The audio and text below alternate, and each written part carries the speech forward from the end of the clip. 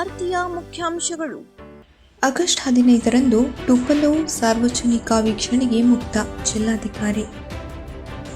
ಕೈಗಾದಿಂದ ಈವರೆಗೆ 13,000 ಕೋಟಿ ಯೂನಿಟ್ ವಿದ್ಯುತ್ ಉತ್ಪಾದನೆ. ಬಹಳ ವರ್ಷಗಳ ರೈತರ ಬೇಡಿಕೆ ಈಡೇರಿಸಿದೆ ಎಂದು ಹರ್ಷ ವ್ಯಕ್ತಪಡಿಸಿದ ಶಾಸಕ ಶ್ರೀನಿವಾಸ್ ಮನೆ. ಮಂಜುಗುಣಿ ಪ್ರಾಥಮಿಕ ಶಾಲೆಗೆ ವಾಟರ್ ಪ್ಯೂರಿಫೈಯರ್ ದೇಣಿಗೆ.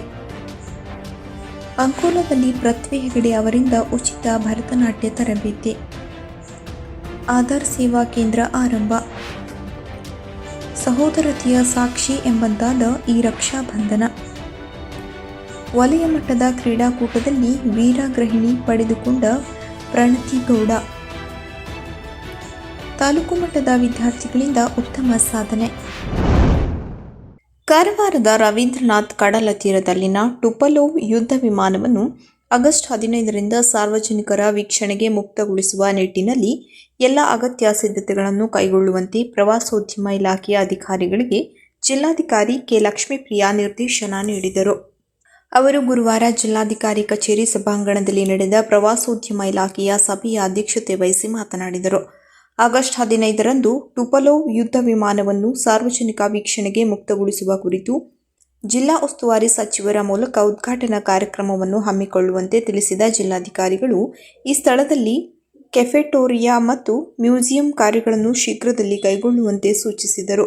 ಹೊನ್ನಾವರದಲ್ಲಿ ಬೋಟಿಂಗ್ ಚಟುವಟಿಕೆಯನ್ನು ಅತ್ಯಂತ ವ್ಯವಸ್ಥಿತವಾಗಿ ನಡೆಸಲು ಅಗತ್ಯವಿರುವ ಕ್ರಮಗಳನ್ನು ಕೈಗೊಳ್ಳಬೇಕು. ಬೋಟ್ ಮಾಲೀಕರು ಮತ್ತು ಬೋಟ್ ನಡೆಸುವವರು ಹೊಂದಿರಬೇಕಾದ ಎಲ್ಲ ಅಗತ್ಯ ದಾಖಲೆಗಳನ್ನು ಪರಿಶೀಲಿಸಿ ಅವರಿಗೆ ಅನುಮತಿ ನೀಡಬೇಕು. ಅನುಮತಿ ಪಡೆದ ಬೋಟ್ಗಳಿಗೆ ಸೂಕ್ತ ಗುರುತಿನ ಸಂಖ್ಯೆ ನೀಡಬೇಕು. ಬೋಟಿಂಗ್ ಮತ್ತು ಪ್ರೀ ವೆಡ್ಡಿಂಗ್ ಚಟುವಟಿಕೆಗಳಿಗೆ ನಿರ್ದಿಷ್ಟವಾದ ದರವನ್ನು ನಿಗದಿಪಡಿಸಿ ಟಿಕೆಟ್ ಕೌಂಟರ್ ವ್ಯವಸ್ಥೆ ಮಾಡಬೇಕು. ಬೋಟ್ಗಳಲ್ಲಿ ಪ್ರವಾಸಿಗರ ಸಂಖ್ಯೆ ನಿಗದಿಪಡಿಸಬೇಕು.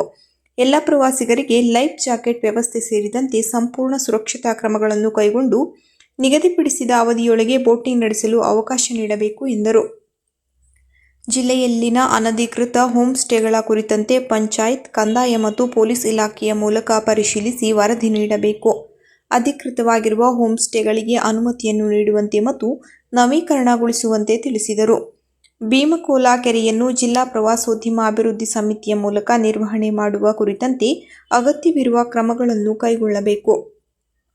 ಗೋಕರ್ಣ, ಓಂ ಕುಡ್ಲೆ, ಕಾಸರಗೋಡು, ಅಪ್ಸರಕೊಂಡ, ಕಡಲತೀರ ಹಾಗೂ ತದಡಿ ಹಿನ್ನೀರ ಪ್ರದೇಶದಲ್ಲಿ ಜಲಸಾಹಸ ಕ್ರೀಡೆಗಳನ್ನು ನಡೆಸಲು ಟೆಂಡರ್ ಆಹ್ವಾನಿಸುವಂತೆ ಹಾಗೂ ಕಡಲ ತೀರದಲ್ಲಿ ಪ್ರವಾಸಿಗರ ಸುರಕ್ಷತೆಯ ದೃಷ್ಟಿಯಿಂದ ವಾಚ್ ಟವರ್ಗಳನ್ನು ನಿರ್ಮಿಸಲು ಕ್ರಮ ಕೈಗೊಳ್ಳಬೇಕೆಂದು ತಿಳಿಸಿದರು. ಸಭೆಯಲ್ಲಿ ಜಿಲ್ಲಾ ಪಂಚಾಯತ್ ಮುಖ್ಯ ಕಾರ್ಯನಿರ್ವಹಣಾಧಿಕಾರಿ ದಿಲೀಶ್ ಶಶಿ, ಜಿಲ್ಲಾ ಪೊಲೀಸ್ ವರಿಷ್ಠಾಧಿಕಾರಿ ದೀಪನ್, ಪ್ರವಾಸೋದ್ಯಮ ಇಲಾಖೆಯ ಉಪನಿರ್ದೇಶಕ ಮಂಜುನಾಥ್ ನಾವಿ ಹಾಗೂ ವಿವಿಧ ಇಲಾಖೆಗಳ ಅಧಿಕಾರಿಗಳು ಉಪಸ್ಥಿತರಿದ್ದರು. ಶಕ್ತಿ ಹೀರೋ ಶಿರಸಿಯಲ್ಲಿ ಶ್ರಾವಣ ಮಾಸಕ್ಕೆ ಭರ್ಜರಿ ಕೊಡುಗೆಗಳು. ಪ್ರೀಮಿಯಂ ವೆಹಿಕಲ್ಗಳ ಮೇಲೆ ಎಕ್ಸ್ಚೇಂಜ್ ಆರ್ ಲಾಯಲ್ಟಿ 5,000 ಆಫರ್. ಹಾಲು ಉತ್ಪಾದಕ ಸದಸ್ಯರುಗಳಿಗೆ ನಗದು ರಿಯಾಯಿತಿ 2,500. Flipkart offer up to 5,000. Swiggy ಮತ್ತು ಝೊಮ್ಯಾಟೊ ಡೆಲಿವರಿ ಬಾಯ್ಗಳಿಗೆ 2,500 ಆಫ್. ಪೊಲೀಸ್ ಸಿಬ್ಬಂದಿಗೆ 7,000ವರೆಗೆ ರಿಯಾಯಿತಿ. Exchange offer for scooters ₹3,000. ಇನ್ನು ಹಲವಾರು ಕೊಡುಗೆಗಳ ಮಹಾಪೂರ. ಇಂದೇ ಭೇಟಿ ನೀಡಿ. ಮೇ ಶಕ್ತಿ ಮೋಟಾರ್ಸ್, ದೇವಿಕೆರೆ ರಸ್ತೆ, ಶಿರಸಿ. ಸ್ಥಳದಲ್ಲಿ ಸಾಲ ಸೌಲಭ್ಯ, ಆಕರ್ಷಕ ಬಡ್ಡಿದರ, ಸರಳ ಕಾಗದ ಪತ್ರಗಳು. ಹೆಚ್ಚಿನ ಮಾಹಿತಿಗಾಗಿ ಸಂಪರ್ಕಿಸಿ 8494903481 ಹಾಗೂ 8494903482. ಈ ಎಲ್ಲ ಆಫರ್ಗಳು ಆಗಸ್ಟ್ ತಿಂಗಳ ಕೊನೆಯವರೆಗೆ ಮಾತ್ರ. ಕೈಗಾದಲ್ಲಿ 4 ಘಟಕಗಳು ಕಾರ್ಯನಿರ್ವಹಿಸುತ್ತಿದ್ದು ಅಂತಾರಾಷ್ಟ್ರೀಯ ಮಟ್ಟದಲ್ಲಿ ಸಾಧನೆಗೈದಿವೆ. ಈಗಾಗಲೇ ಕೈಗಾ ವಿದ್ಯುತ್ ಉತ್ಪಾದನಾ ಕೇಂದ್ರವು 13,000 ಕೋಟಿ ಯೂನಿಟ್ ವಿದ್ಯುತ್ ಉತ್ಪಾದನೆ ಮಾಡಿ ಸುಮಾರು 1.2 ಲಕ್ಷ ಟನ್ CO2ವಿನ ಉತ್ಪಾದನೆಯನ್ನು ತಡೆಗಟ್ಟಿದೆ ಎಂದು ಕೈಗಾ ಅಣು ವಿದ್ಯುತ್ ಕೇಂದ್ರದ ನಿರ್ದೇಶಕ ಬಿ. ವಿನೋದ್ ಕುಮಾರ್ ತಿಳಿಸಿದರು. ಅವರು ಮಂಗಳವಾರ ಕೈಗಾದಲ್ಲಿ ನಡೆದ ಪತ್ರಿಕಾಗೋಷ್ಠಿಯಲ್ಲಿ ಮಾತನಾಡಿದರು. Nuclear power corporation of India ಲಿಮಿಟೆಡ್ನ 6ನೇ ಪರಮಾಣು ಕೇಂದ್ರವಾದ ಕೈಗಾದಲ್ಲಿ ಒಟ್ಟು 2280 ಮೆಗಾವ್ಯಾಟ್ ವಿದ್ಯುತ್ ಉತ್ಪಾದನೆ ಮಾಡುತ್ತಿದ್ದು, ಈ ಪೈಕಿ ತಲಾ 220 ಮೆಗಾವ್ಯಾಟ್ ಸಾಮರ್ಥ್ಯದ 4 ಒತ್ತಡದ ಭಾರಜಲ ಘಟಕಗಳು ಈಗಾಗಲೇ ಕಾರ್ಯನಿರ್ವಹಿಸುತ್ತಿವೆ.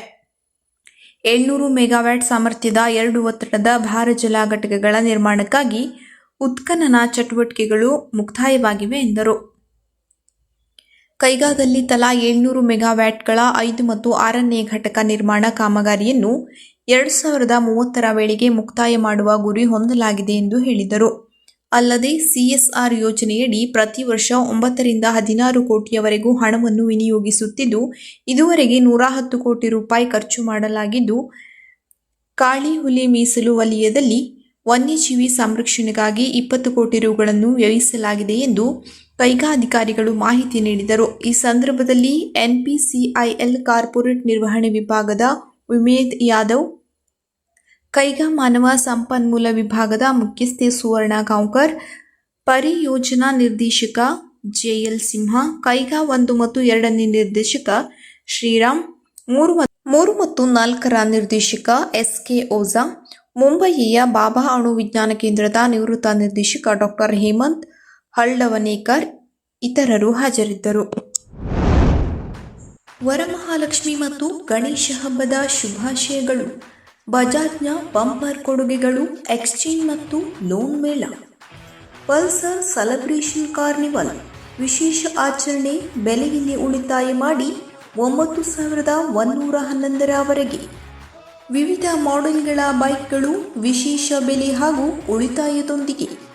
ಯಾವುದೇ ಮಾಡೆಲ್, ಯಾವುದೇ ಬ್ರ್ಯಾಂಡ್ ಅನ್ನು ಹೊಸ ಬಜಾಜ್ ಬೈಕ್ಗೆ ಎಕ್ಸ್ಚೇಂಜ್ ಮಾಡಿಕೊಳ್ಳಿ. ಅಧಿಕೃತ ಮಾರಾಟಗಾರರು ಚೆನ್ನಮ್ಮ ಬಜಾಜ್. ಶೋರೂಮ್ ಮುಂಭಾಗ, ಗೌರಿ ಪೆಟ್ರೋಲ್ ಬಂಕ್ ಪಕ್ಕ, ಅಶ್ವಿನಿ ವೃತ್ತ, ಶಿರಸಿ. ಮೊಬೈಲ್ ನಂಬರ್ 8884492689 ಹಾಗೂ 8884492389 ಹಾಗೂ ಶೋರೂಮ್ ಮುಂಭಾಗ, ಗಿಂಬ್ ಹೈಸ್ಕೂಲ್ ಸರ್ಕಲ್ ಹತ್ತಿರ, NH66 ಕುಮಟಾ 581343. ಮೊಬೈಲ್ ನಂಬರ್ 7022033619 ಹಾಗೂ 8792931373. ಬಜಾಜ್ ಬೈಕ್ ಖರೀದಿಯೊಂದಿಗೆ ಹೆಲ್ಮೆಟ್ ಉಚಿತವಾಗಿ ಪಡೆಯಿರಿ. ವರದಾ ನದಿಯಿಂದ ತಾಲೂಕಿನ 111 ಕೆರೆಗಳನ್ನು ತುಂಬಿಸುವ 220 ಕೋಟಿ ರೂಪಾಯಿ ವೆಚ್ಚದ ನರೇಗಲ್ ಕೋಸನೂರು ಏತ ನೀರಾವರಿ ಯೋಜನೆಗೆ ಸಚಿವ ಸಂಪುಟ ಆಡಳಿತಾತ್ಮಕ ಅನುಮೋದನೆ ನೀಡುವ ಮೂಲಕ ಬಹಳ ವರ್ಷಗಳ ರೈತರ ಬೇಡಿಕೆ ಈಡೇರಿಸಿದೆ ಎಂದು ಶಾಸಕ ಶ್ರೀನಿವಾಸ್ ಮಾನೆ ಹರ್ಷ ವ್ಯಕ್ತಪಡಿಸಿದ್ದಾರೆ. ಶುಕ್ರವಾರ ಮಾಧ್ಯಮ ಹೇಳಿಕೆ ನೀಡಿರುವ ಅವರು, ನರೇಗಲ್ ಕೋಸನೂರು ಭಾಗದ ಕೆರೆಗಳನ್ನು ತುಂಬಿಸಿ ನೀರಾವರಿಗೆ ಅನುಕೂಲ ಕಲ್ಪಿಸಿಕೊಡಬೇಕು ಎನ್ನುವುದು ರೈತರ ಬೇಡಿಕೆಯಾಗಿತ್ತು. ಕಾಂಗ್ರೆಸ್ ಸರ್ಕಾರ ಆಡಳಿತಕ್ಕೆ ಬಂದ ಬಳಿಕ ಮಹತ್ವಾಕಾಂಕ್ಷೆಯ ಯೋಜನೆಯ ಅನುಷ್ಠಾನಕ್ಕೆ ಕ್ರಿಯಾ ಯೋಜನೆ ರೂಪಿಸಿ ಯತ್ನಿಸಲಾಗಿತ್ತು. ಅದೀಗ ಫಲ ನೀಡಿದ್ದು ಆಡಳಿತಾತ್ಮಕ ಅನುಮೋದನೆ ಸಿಕ್ಕಿದೆ. ಕೆಲವೇ ದಿನಗಳಲ್ಲಿ ಟೆಂಡರ್ ಪ್ರಕ್ರಿಯೆ ಆರಂಭಗೊಳ್ಳಲಿದ್ದು, ಯೋಜನೆಯ ಅನುಷ್ಠಾನದಿಂದ ಜಾನುವಾರುಗಳಿಗೆ ಕುಡಿಯುವ ನೀರಿನ ಅನುಕೂಲವಾಗಲಿದೆ. ಅಂತರ್ಜಲ ಮರುಪೂರಣ ಸಾಧ್ಯವಾಗಲಿದೆ.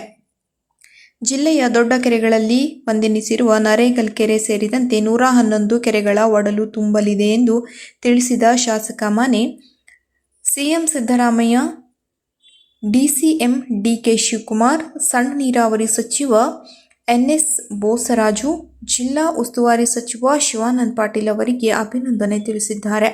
ನೀರಾವರಿ ಯೋಜನೆಗಳ ಯಶಸ್ವಿ ಅನುಷ್ಠಾನ. ಹಿಂದೆ ರಾಜ್ಯದಲ್ಲಿ ಕಾಂಗ್ರೆಸ್ ಜೆಡಿಎಸ್ ಸಮ್ಮಿಶ್ರ ಸರ್ಕಾರದ ಸಂದರ್ಭದಲ್ಲಿ ಬಾಳಂಬೇಡ ಏತ ನೀರಾವರಿ ಯೋಜನೆ ಸಚಿವ ಸಂಪುಟದವರೆಗೆ ಬಂದು ನಂತರದ ದಿನಗಳಲ್ಲಿ ಯಶಸ್ವಿಯಾಗಿ ಅನುಷ್ಠಾನಗೊಂಡು 183 ಕೆರೆಗಳನ್ನು ತುಂಬಿಸಲಾಗುತ್ತಿದೆ. ಹಿರೇಕಂಶಿ ಏತ ನೀರಾವರಿ ಯೋಜನೆಯ ಮೂಲಕ 86 ಕೆರೆಗಳಿಗೆ ನೀರು ಹರಿಸಲಾಗುತ್ತಿದೆ. ನಿರ್ವಹಣೆ ಕಾಣದೆ ಸ್ಥಗಿತಗೊಂಡಿದ್ದ ಬಸಾಪುರ ಏತ ನೀರಾವರಿ ಯೋಜನೆಯನ್ನು ಸಹ ಪುನರಾರಂಭಿಸಿ 4313 ಎಕರೆ ಪ್ರದೇಶದಲ್ಲಿ ನೀರುಣಿಸಲಾಗುತ್ತಿದೆ. ತಿಳವಳ್ಳಿ ಏತ ನೀರಾವರಿ ಯೋಜನೆಯ ಮೂಲಕ 1, ಮುಡಿ ಏತ ನೀರಾವರಿ ಯೋಜನೆಯ ಮೂಲಕ 6, ಚಿಕ್ಕ ಹುಲ್ಲಾಳ ಏತ ನೀರಾವರಿ ಯೋಜನೆಯ ಮೂಲಕ 2, ಸಮ್ಮಸಗಿ ಏತ ನೀರಾವರಿ ಯೋಜನೆಯ ಮೂಲಕ 43 ಹೀಗೆ ಕರ್ನಾಟಕ ನೀರಾವರಿ ನಿಗಮ ನಿಯಮಿತ ಬೃಹತ್ ನೀರಾವರಿ ಇಲಾಖೆ ಮತ್ತು ಸಣ್ಣ ನೀರಾವರಿ ಇಲಾಖೆಯಿಂದ ತಾಲೂಕಿನಲ್ಲಿ ಒಟ್ಟು 441 ಕೆರೆಗಳನ್ನು ತುಂಬಿಸಿ ನೀರಾವರಿಗೆ ಅನುಕೂಲ ಕಲ್ಪಿಸಲಾಗುತ್ತಿದೆ ಎಂದು ಶ್ರೀನಿವಾಸ್ ಮಾನೆ ವಿವರಿಸಿದ್ದಾರೆ. ಶ್ರೀ ರಾಘವೇಂದ್ರ ಮಠ ಶಿರಸಿ, ಶ್ರೀ ರಾಘವೇಂದ್ರ ಸೇವಾ ಸಮಿತಿ ಶಿರಸಿ 354ನೇ ಆರಾಧನಾ ಮಹೋತ್ಸವ 2025 ಆಗಸ್ಟ್ 10 ರವಿವಾರ, 11 ಸೋಮವಾರ ಮತ್ತು 12 ಮಂಗಳವಾರದಂದು ಶಿರಸಿಯ ಶ್ರೀ ರಾಘವೇಂದ್ರ ಮಠದಲ್ಲಿ ಶ್ರೀ ರಾಘವೇಂದ್ರ ಸ್ವಾಮಿಗಳ 354ನೇ ಆರಾಧನಾ ಮಹೋತ್ಸವ ನಡೆಯಲಿದೆ. ಧಾರ್ಮಿಕ ಕಾರ್ಯಕ್ರಮಗಳು ಆಗಸ್ಟ್ 10 ರವಿವಾರ ಲಕ್ಷ್ಮೀ ನರಸಿಂಹ ಹವನ, ಆಗಸ್ಟ್ 11 ಸೋಮವಾರ ಪವಮಾನ ಹವನ, ಆಗಸ್ಟ್ 12 ಮಂಗಳವಾರ 21 ಕಾಯಿ ಗಣಹವನ. ಸಾಂಸ್ಕೃತಿಕ ಕಾರ್ಯಕ್ರಮಗಳು 3 ದಿನಗಳ ಕಾಲ 26 ಭಜನಾ ಮಂಡಳಿಗಳಿಂದ ಭಜನೆ, ಶಿಶುವಿಹಾರದ ಮಕ್ಕಳಿಂದ ಕಾರ್ಯಕ್ರಮ, ಭರತನಾಟ್ಯ ಪ್ರವಚನ. ಆರಾಧನೋತ್ಸವದ ಸಮಯದಲ್ಲಿ ನಡೆಯಲಿರುವ ಸೇವಾ ಕಾರ್ಯಕ್ರಮ: ಆರಾಧನಾ ಸೇವೆ, ಸರ್ವ ಸೇವೆ, ರಥೋತ್ಸವ, ಪಾದುಕಾ ಸೇವೆ, ಪಂಚಾಮೃತಾಭಿಷೇಕ, ಅಷ್ಟೋತ್ತರ ಸಹಿತ ತುಳಸಿ ಅರ್ಚನೆ, ಹಸ್ತೋದಕ. ದಿನಾಂಕ 11 ರವಿವಾರದಂದು ಸಾರ್ವಜನಿಕ ಅನ್ನ ಸಂತರ್ಪಣೆ. ಈ ಉತ್ಸವದಲ್ಲಿ ಭಕ್ತಾದಿಗಳು ಸಕ್ರಿಯವಾಗಿ ಪಾಲ್ಗೊಂಡು ಶ್ರೀರಾಯರ ಕೃಪೆಗೆ ಪಾತ್ರರಾಗಬೇಕೆಂದು ವಿನಂತಿ. ಅಧ್ಯಕ್ಷರು ಹಾಗೂ ಸದಸ್ಯರು ಶ್ರೀ ರಾಘವೇಂದ್ರ ಸೇವಾ ಸಮಿತಿ ಶಿರಸಿ. ವೀರ್ ಬ್ಯಾಕ್ ಅನಿಮಲ್ ಹೆಲ್ತ್ ಇಂಡಿಯಾ ಕಂಪನಿಯವರು ತಾಲೂಕಿನ ನೆಗ್ಗು ಮತ್ತು ಮಂಚಗುಣಿ ಪ್ರಾಥಮಿಕ ಶಾಲೆಗೆ ವಾಟರ್ ಪ್ಯೂರಿಫೈಯರ್ಗಳನ್ನು ಸಿಎಸ್ಆರ್ ಫಂಡ್ನಿಂದ ದೇಣಿಗೆಯಾಗಿ ನೀಡಿದರು. ಕಂಪನಿಯ ಪ್ರತಿನಿಧಿ ಮಂಜುನಾಥ್ ಹೆಪ್ಸೂರ್ ಹಾಗೂ ಶಿರಸಿಯ ಮಾನಸ ವೆಟ್ ಫಾರ್ಮಾದ ಚಿನ್ಮಯ್ ಹೆಗಡೆ ಹೊರತೋಟ ಇವರು ಇವೆರಡೂ ಶಾಲೆಗೆ ತೆರಳಿ ವಾಟರ್ ಫಿಲ್ಟರ್ಗಳನ್ನು ಮುಖ್ಯೋಪಾಧ್ಯಾಯರಿಗೆ ಹಸ್ತಾಂತರಿಸಿದರು.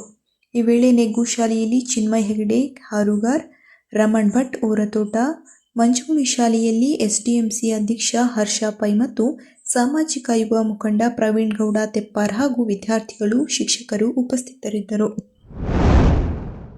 ಸಂಗಾತಿ ರಂಗಭೂಮಿ ಸಾಂಸ್ಕೃತಿಕ ಸಂಸ್ಥೆಯಿಂದ ಜಿಲ್ಲೆ ಹಾಗೂ ತಾಲೂಕಿನ ಸಾಂಸ್ಕೃತಿಕ ಕ್ಷೇತ್ರಕ್ಕೆ ಸಾವಿರಾರು ಪ್ರತಿಭಾವಂತರನ್ನು ಪರಿಚಯಿಸಿ ಈಗಾಗಲೇ ರಾಜ್ಯ ಮತ್ತು ರಾಷ್ಟ್ರಮಟ್ಟದಲ್ಲಿ ಸಾಧನೆ ಮಾಡಿದ್ದಾರೆ. ಕಳೆದ 17 ವರ್ಷಗಳಿಂದ ಸಾಂಸ್ಕೃತಿಕ ತರಬೇತಿಯನ್ನು ನೀಡಿದ ಸಂಗಾತಿ ರಂಗಭೂಮಿ ಸಂಸ್ಥೆಯು ಈ ವರ್ಷದಿಂದ ಉಚಿತ ಭರತನಾಟ್ಯ ತರಬೇತಿ ಆರಂಭವಾಗಿದೆ.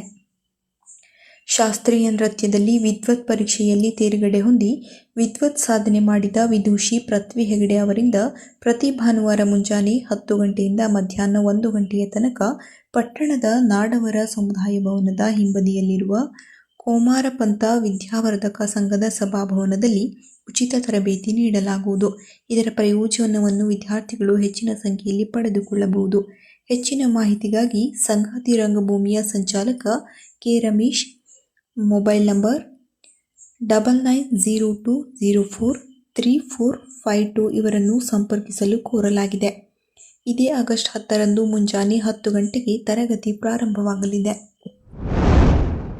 ಶಿರಸಿ ತಹಶೀಲ್ದಾರ್ ಕಚೇರಿಯಲ್ಲಿ ತಾಂತ್ರಿಕ ದೋಷದಿಂದ ಸ್ಥಗಿತಗೊಂಡಿದ್ದ ಆಧಾರ್ ಸೇವಾ ಕೇಂದ್ರವನ್ನು ಮತ್ತೆ ಆರಂಭಿಸಲಾಗಿದ್ದು, ಹೊಸ ಆಧಾರ್ ಕಾರ್ಡ್ ಮತ್ತು ತಿದ್ದುಪಡಿ ಮಾಡಲಿಚ್ಛಿಸುವ ಸಾರ್ವಜನಿಕರು ಇದರ ಪ್ರಯೋಜನ ಪಡೆಯಲು ತಿಳಿಸಲಾಗಿದೆ. ತಿದ್ದುಪಡಿ ಮಾಹಿತಿ ಮೇಲೆ ತಿಳಿಸಲಾಗಿದೆ. ಸಹೋದರತೆಯ ಪ್ರತೀಕವಾಗಿರುವ ರಾಖಿ ಹಬ್ಬವು ಆಗಸ್ಟ್ 9ರಂದು ಜಿಲ್ಲೆಯಲ್ಲಿ ಸಂಭ್ರಮ ಸಡಗರದಿಂದ ನಡೆಯಲಿದೆ. ರಾಖಿ ಕಟ್ಟುವ ಹಬ್ಬ ಇಂದು ನಿನ್ನೆಯದಲ್ಲ, ಅನಾದಿ ಕಾಲದಿಂದಲೂ ನಡೆದುಕೊಂಡು ಬಂದಿದ್ದು ಈಗಲೂ ಕೂಡ ಅಷ್ಟೇ ಶ್ರದ್ಧಾಭಕ್ತಿಯಿಂದ ಆಚರಿಸಲ್ಪಡುತ್ತಿದೆ. ಸಹೋದರಿಯು ತನ್ನ ಅಣ್ಣ ಮತ್ತು ತಮ್ಮಂದಿರಿಗೆ ರಾಖಿ ಕಟ್ಟುವ ಮೂಲಕ ಅವರ ರಕ್ಷಣೆಗೆ ನೀಡಿದ ಕುರುಹಿನಂತಾಗಿದೆ. ಹಾಗೆ ಸಹೋದರರು ಕೂಡ ಕಾಣಿಕೆಯ ರೂಪದಲ್ಲಿ ಏನನ್ನಾದರೂ ನೀಡುತ್ತಾರೆ. ಈ ಹಿಂದೆ ರಾಜ ಮಹಾರಾಜರ ಕಾಲದಿಂದಲೂ ನಡೆದುಕೊಂಡು ಬಂದ ಸಂಪ್ರದಾಯವಿದೆ. ಸಹೋದರನ ಸುರಕ್ಷತೆಗಾಗಿ ದೀಪವನ್ನು ಬೆಳಗಿಸಿ ರಾಖಿ ಕಟ್ಟಿ ಸಿಹಿ ತಿನ್ನಿಸುತ್ತಾರೆ. ಇಂದಿಗೂ ಕೂಡ ಹಳ್ಳಿ ಮಟ್ಟದಲ್ಲಿ ಇದನ್ನು ಹಬ್ಬದಂತೆ ಸಡಗರದಿಂದ ಆಚರಿಸುತ್ತಾರೆ. ಇನ್ನು RSSನವರು ಕೂಡ ಪಟ್ಟಣ ಸೇರಿದಂತೆ ವಿವಿಧ ಕಚೇರಿಗಳಿಗೆ ತೆರಳಿ ರಾಖಿ ಕಟ್ಟುವ ಮೂಲಕ ಸಹೋದರತೆಗೆ ಸಾಕ್ಷಿಯಾಗುತ್ತಾರೆ. ಒಟ್ಟಿನಲ್ಲಿ ಇಂದಿಗೂ ಕೂಡ ಇಂತಹ ಸಂಪ್ರದಾಯಗಳು ಕ್ರಮಬದ್ಧವಾಗಿ ನಡೆಯುತ್ತವೆ. ಈಗಾಗಲೇ ಮಾರುಕಟ್ಟೆಯಲ್ಲಿ ವಿವಿಧ ತರಹದ ರಾಖಿಗಳು ಕಂಗೊಳಿಸುತ್ತಿದ್ದು, ಮುಗಿಬಿದ್ದು ಸಹೋದರಿಯರು ಖರೀದಿಸುತ್ತಿರುವುದು ಕಂಡುಬರುತ್ತದೆ. ಶಿರಸಿ ತಾಲೂಕಿನ ಬಿಸಿಲಕೊಪ್ಪ ಗ್ರಾಮ ಪಂಚಾಯತ್ ವ್ಯಾಪ್ತಿಯ ಉಳ್ಳಾಲ ಶಾಲೆಯ 7ನೇ ತರಗತಿಯ ವಿದ್ಯಾರ್ಥಿನಿ ಪ್ರಣತಿ ವಿನಾಯಕ್ ಗೌಡ ಇವಳು ಶ್ರೀ ಮಾರಿಕಾಂಬಾ ಜಿಲ್ಲಾ ಕ್ರೀಡಾಂಗಣದಲ್ಲಿ ನಡೆಯುತ್ತಿರುವ ವಲಯ ಮಟ್ಟದ ಕ್ರೀಡಾಕೂಟದ 100 ಮೀಟರ್, 200 ಮೀಟರ್ ಹಾಗೂ 400 ಮೀಟರ್ ಓಟದಲ್ಲಿ ಪ್ರಥಮ ಸ್ಥಾನ ಗಳಿಸಿ ವೀರಗೃಹಿಣಿ ಪಡೆದುಕೊಂಡು ಶಾಲೆಗೆ ಕೀರ್ತಿ ತಂದಿದ್ದಾಳೆ. ಈ ವಿದ್ಯಾರ್ಥಿನಿ ಕಳೆದ ವರ್ಷವೂ ಕೂಡ ಇದೇ ಕ್ರೀಡಾಂಗಣದಲ್ಲಿ ವೀರಗೃಹಿಣಿ ಪಡೆದಿರುವುದು ಇಲ್ಲಿ ಉಲ್ಲೇಖಿಸಬಹುದಾಗಿದೆ. ಪಟ್ಟಣದ ಜಿಸಿ ಕಾಲೇಜಿನಲ್ಲಿ ನಡೆದ ತಾಲೂಕು ಕ್ರೀಡಾಕೂಟದಲ್ಲಿ ಪಿಎಂ ಪದವಿ ಪೂರ್ವ ಕಾಲೇಜಿನ ವಿದ್ಯಾರ್ಥಿಗಳು ವಿವಿಧ ಕ್ರೀಡೆಗಳಲ್ಲಿ ಉತ್ತಮ ಸಾಧನೆ ಮಾಡಿದ್ದಾರೆ.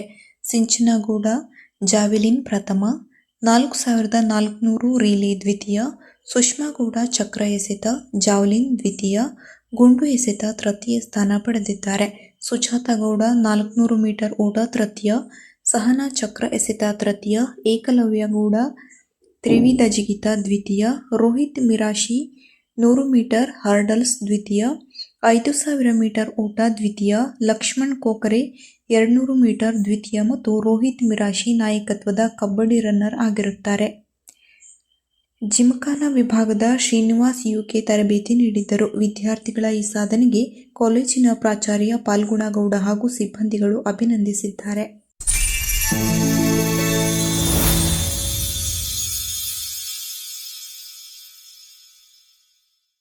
ಕದಂಬ ನ್ಯೂಸ್ ಫಸ್ಟ್, ನಿರ್ಭೀತಿಯಿಂದ ನಿಮ್ಮ ಪರವಾಗಿ.